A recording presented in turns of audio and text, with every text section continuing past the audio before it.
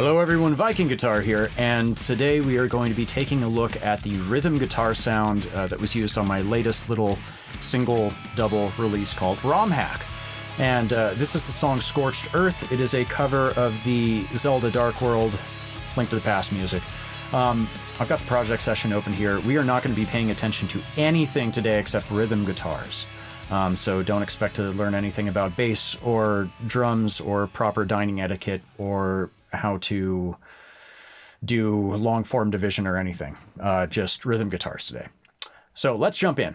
These were all recorded with an Ibanez RGA7 using DiMarzio pickups. It is my go-to recording guitar. Same guitar was used on both the left and right sounds. And as we'll talk about in more detail later, both amp sounds on both sides are the same also. They were hard panned 100% both sides.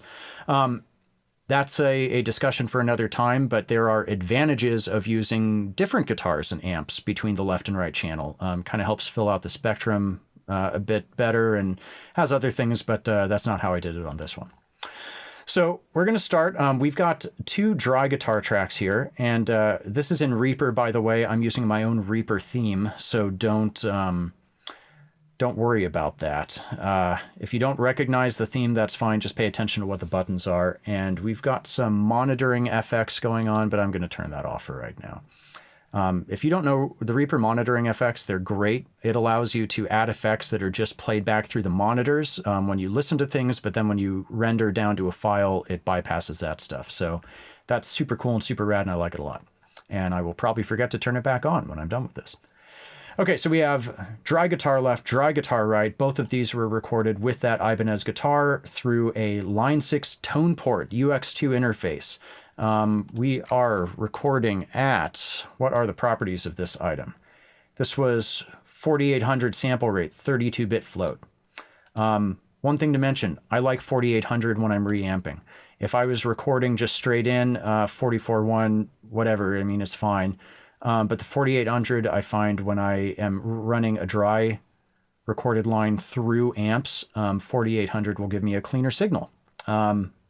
Colloquial evidence, just kind of personal experience, whatever, accept it or don't, that's fine.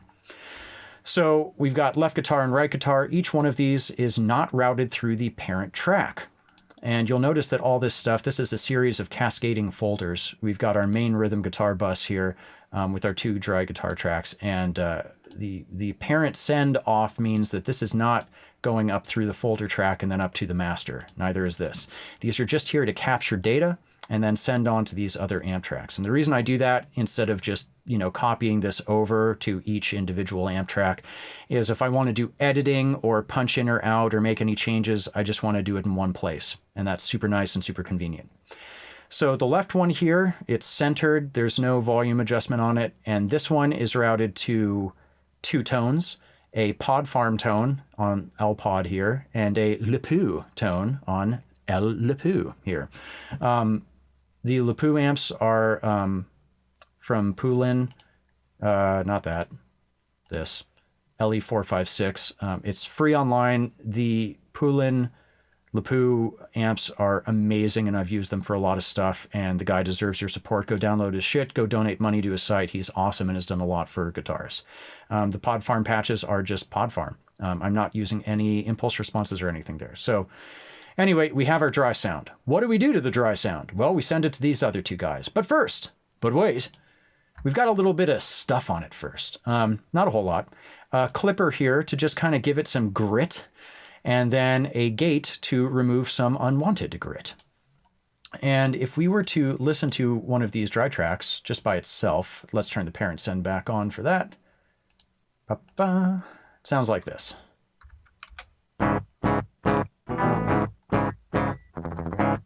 Super impressive, I know. And without the effects.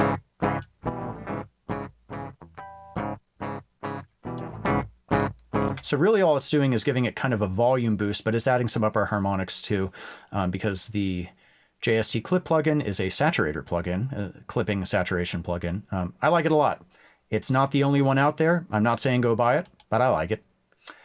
Gate is just regate, and it's just there. There's a lot of staccato start-stop stuff here, and as you'll hear when we turn the amp sims back on, I was having a bit of a ringing metallic sound problem with the guitar, so that helped with some of that. Okay, we'll turn this off. So we got 2 guitars, dry. Going to 2 tones. Let's look at the first tone. This is what the first tone sounds like.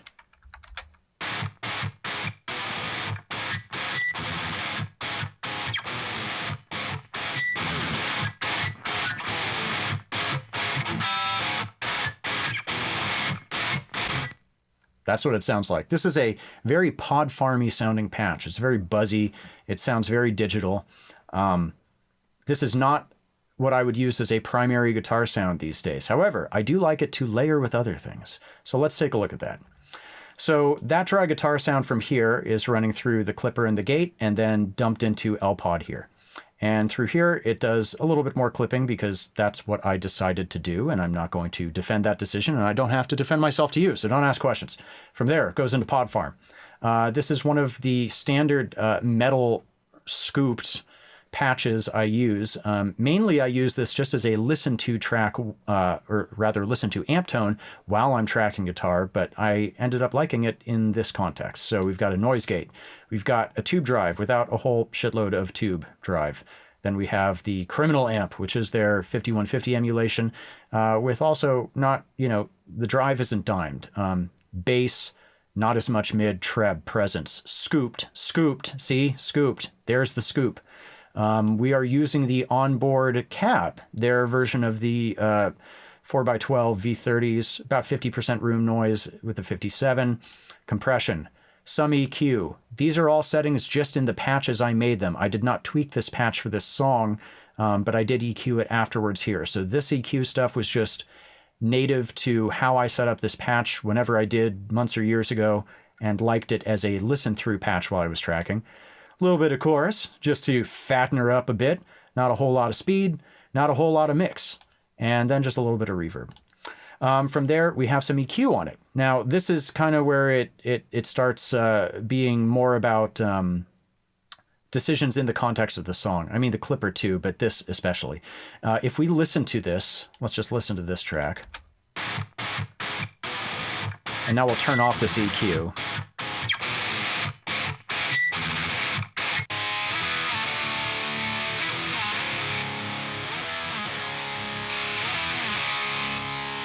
Hear how without that EQ patch, it's just kind of fizzy and shitty and sounds exactly like what you would expect from a Line 6 product. Nothing against Line 6 because I actually really like their stuff and I use a lot of their stuff, but they have you might call it a reputation or a stigma for having really shitty early 2000s, I'm going to sit in my room and re-record Fear Factory songs sort of buzz to them. Which, whatever. But this addresses some of that. Some of these notches here are to remove specific problem frequencies with the patch, and some of these notches are to remove problem frequencies in the context of the mix. When you are mixing guitars, you want to mix in the context of the song. I will usually do a first pass and cut out some problem frequencies listening to a guitar track solo, but then the bulk of what I do is listening in the context of the song.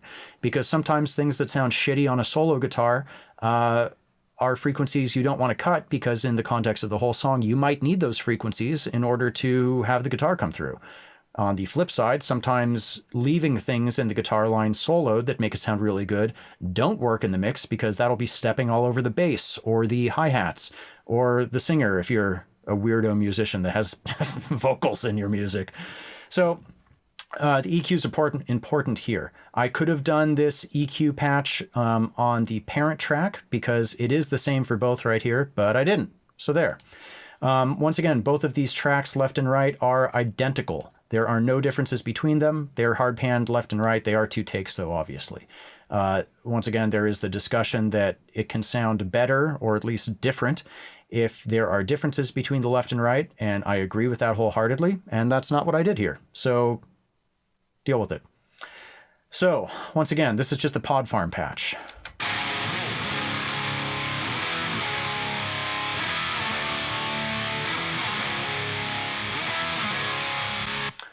One other thing real quick. The reason that I have the left and right separated by amp sound and then in a folder track is so that I can easily turn on and off one amp sound at a time, or a left or right if I want, and also just so I can blend the 2 sounds easily with the volume sliders here.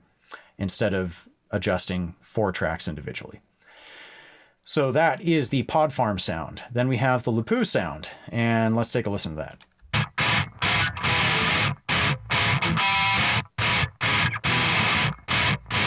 Once again, this is the pod farm sound. The Lapoo sound. The pod farm is where it's getting a lot of its upper energy, a lot of desirable fizz and crunch.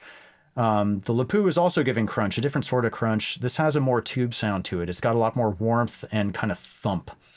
So looking at these patches, it's a bit more complicated.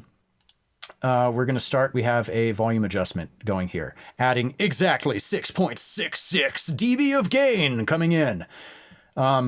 I needed to beef up the incoming signal in order to drive the effects a bit more. Gain staging thing, it was around 6 that I needed. I set it to 6.66 because I'm still, you know, I have the mind of a teenager.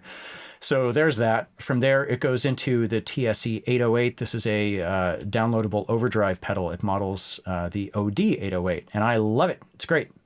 From there, it goes into the Reaper X Comp. This is a multi-band compressor, and the only band that's doing anything is this first band here. And mainly what it's doing is catching thumps or swells in the super low end, everything up to 130 hertz. Sometimes, especially on palm muted segments, certain notes will just jump the fuck up right in here, and all of a sudden it'll crash your mix, because all of a sudden there's all this low end energy there that wasn't there half a second ago. So I use this here on the front end as a way to just kind of help tame it before it drives the amp. I have another one down here too. So we've got our volume adjustment, our overdrive pedal, our compressor. Then we go into the amp itself. This is the Poolin LE456. Poolin makes a few different amps. They are all free to download, at least last I checked. But go grab them. If you like them, donate some money to the guy because he has done amazing things for the whole home recording community. And I've got a lot of other amp options at this point. I've got bias. Reamp through an actual 5150. I've got a whole bunch of other stuff I've paid for and used, but I almost always end up incorporating the Poolin stuff. It's great. So these are the settings. There. You'll notice it's a bit more mid-heavy because this one is not as scooped. Look at them, memorize them. Okay, great, done. From there, we go on to our impulse responses. And right now, I'm using this NAD IR, if you want to have a responsive NAD. Once again, mind of a teenager. I have 2 impulses loaded in here, but I think I'm only using 1. Let's take a gander here. Let's just solo this track so I'm not doing that.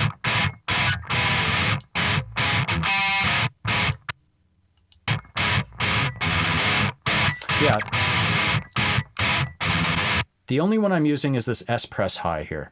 This is from the Catharsis Impulse Response Pack. I think you can still find it free online. And S-Press High is a gift from the gods. I'm sure it's been overused to death amongst people in my situation doing a lot of home recording stuff, but it works. It sounds great. I love it. I had been trying to blend it with another rectifier one here and just wasn't doing it. So this one is still loaded in the project, but it's turned off. There's nothing coming out of it. One thing to mention, there are tons of different impulse response loaders. NAD-IR, Lapoo makes one, lots of others. And just because you have the same impulse response loaded into a response loader here, it doesn't mean it's going to sound the same. I did a shootout once where I loaded the same one into about 4 or 5 different IR loaders and then went through auditioning all of them. They all sound a little different. So that's something to try out. One of the other 100 million friggin' variables you need to try out when you're demoing a guitar sound. So volume adjustment into the overdrive pedal, into preamping, multi-band compression for the low end, into the amp, into the impulse response loader. And once again, if you don't know this amp is just an amp head and the impulse response loader is just a cabinet and mic. This is kind of an important thing if you don't know it. So let's turn down your volume because this is going to sound like shit in a minute, but we're going to play this sound and then we're going to turn off the cab.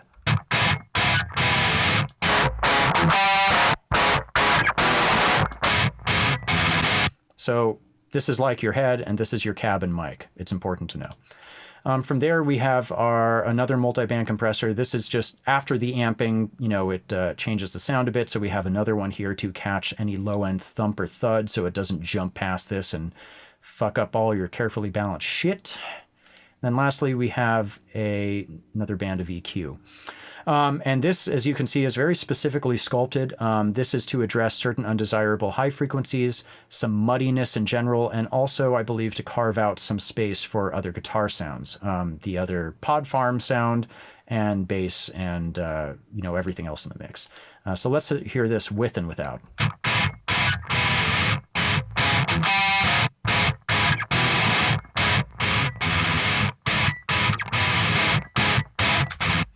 Like that. And then that is set full left. So once again, we have two dry center guitar lines. The left one goes to the left pod and left lapel, L-E-P-O-U, pronounce it how you will. These are hard panned, 100% left, 100% right, 100% left, 100% right. The pod farm parent track has no effects on it. The lapel parent track does have some effects on it. And once again, this is just further EQ sculpting, a little bit of clipping, a little bit more multi-band compression, catching both left and right guitar sounds here. A bit of limiting to even out the tone and, even out the volume, the dynamics, and then also to this Brainworks BX limiter here, which I love as a limiter and only could afford when it was on sale. Has this little extra excitement saturator band, which is up to about 47%. And then using the free module of Slate Virtual Mix Rack to add just a bit of shimmer and thickness. So let's hear it without these things really quickly. Let's put this back center. Or let's just turn them both on, because fuck it.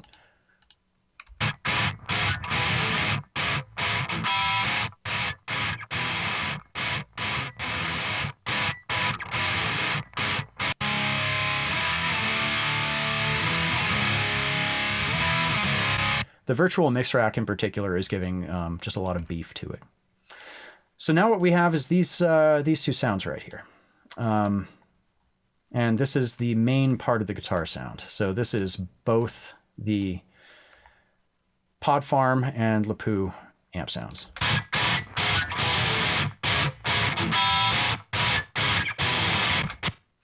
And then up through the rhythm guitar actual bus here, we have additional just layers of EQ, and some of these EQs I'm picking specifically because they do certain harmonic saturation as you're working with them. This is obviously the evaluation copy of the Stillwell one, but fully functional. They make great stuff. I can't give you any real specific advice on these except, the stuff you have, play with it. If you have 4 different EQs, try them. Set them all to the same settings and then turn them on and off one after the next. See which one does different things with it, because they aren't all exactly the same.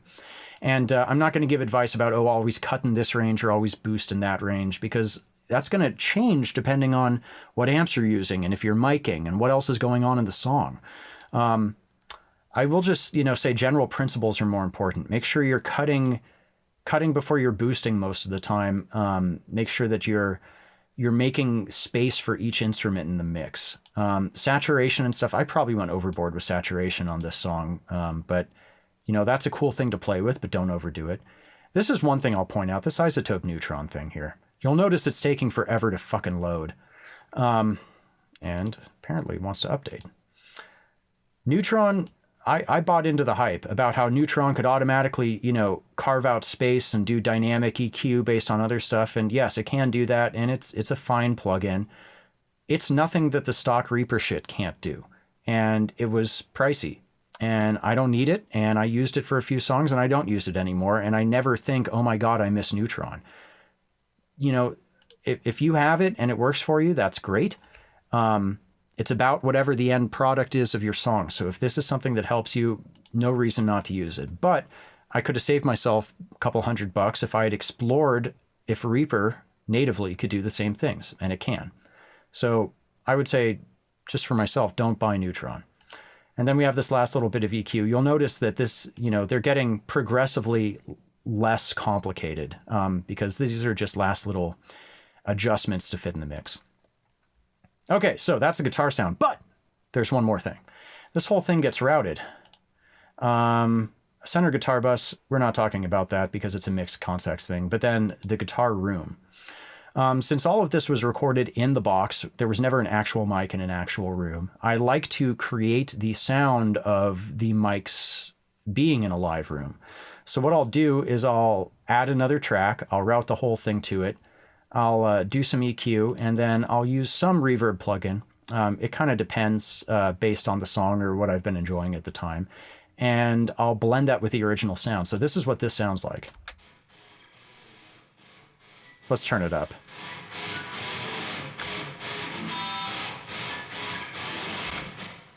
So that kind of sounds like a big, untreated, echoey room that the guitar was recorded in. And when I blend that with the original sound, it adds just a small level of liveliness to it. I think it helps all the guitars gel together. It makes it sound more like what we're used to hearing with guitars.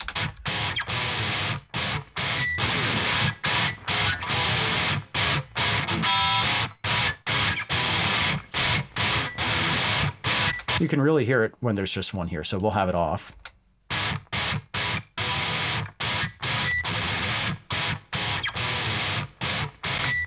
Once again, subtle. So that's the rhythm guitar sound. Probably didn't need to do a video as long as I did, but that went over everything, provided some personal insight, and I got to run my mouth and feel like a big, important music producer. So we're all happy. Anyway, if you haven't picked up the album yet, it's on Bandcamp, vikingguitar.bandcamp.com. Anyway, thanks for listening. Thanks for watching. And once again, keep the world metal. Take care, guys.